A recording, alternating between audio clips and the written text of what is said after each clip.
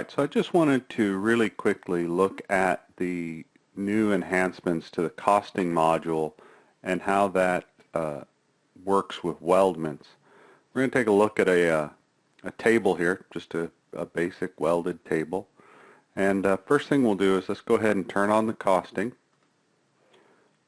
We'll let it refresh. It's updating now. And you'll notice that not only do we have a tab here on the right side of our screen, but we've also got a new tab over on the left side with a series of folders for the various items that the costing is affected by. Alright, so let's go ahead and bring this back up, and we'll just pin this open. Now if we scroll down here, we've got a body list, and we can see here that we must have a body that's new that hasn't been priced yet. So we'll scroll down, and sure enough, there it is. So let's go ahead and we're just going to apply the general template to it. You can see here it's looking for machining, and it's applied a material to it also. So now we'll go ahead and refresh that cost one more time now that we've got all the bodies inserted.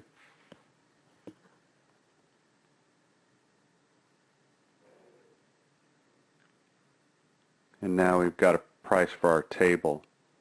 So this is all great, and we like that, but let's take a look at where these costs are derived. And for that, let's jump over here to the other side of the screen. We can see here we've got structural bodies. And if we expand that folder, we can double click on one of the items, and it opens up, and now it tells us specifically, shows us the cost for that, where it's coming from, for that particular structural member. And if we launch the template editor, we come in here to our template, and we can select the structural member, and now we've got an Excel style sheet that has all of our different materials on it. We have both a per stock length cost, we've told it how long a stock length is for that item, and a per foot cost. And we can scroll down here and take a peek and see that we can bring almost any material in we'd like. And for those of you who have updated your Weldment profiles and begun using the configured profiles and table-based profiles, you can pretty much copy that particular Excel file over to this one, or vice versa, so that way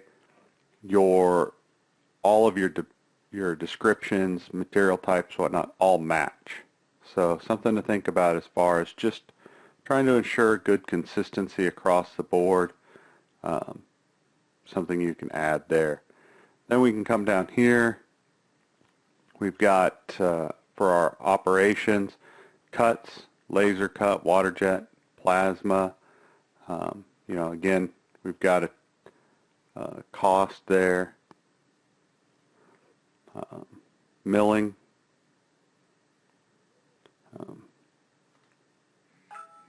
So a number of options here. And again, this is not out of the box configuration. This is something that is company specific, and something you'd want to take the time to go ahead and set up for your particular operation. All right, so let's jump back. We're going to take a look at our member here. You can see here we've got our rectangular tube, and right now it's at $149.05. And we're calculating it based on the cost per length. But we can also come in here and do the cost per stock length. And if we check that, we see that we've got a stock length of 24 feet, and we've got 3 bodies per length. And by changing it, we've now increased our cost 24%. We've got scrap here listed out. So really, really powerful tool. It does take some time to set up, but it is something that once you've set it up, once you've added the templates for it, it's easy to deploy across your organization. We'll go back to our main body here. Another thing we've set up is our weld beads, and if we come down here and take a look at our welds, we can see here we've got a 5mm fillet weld calculated at 89 or 88 US dollars. Again, something that's that we set up here in our templates. We can set up our custom items like paint, anodizing, also weld beads. Here we've got size and cost per length. So once you insert that weld bead into your part, you can go ahead and derive a cost for that weld bead. Again, very powerful tool. So just wanted to get this out to you, something that you should look at and take note of. Great time saver for you. All right, thanks.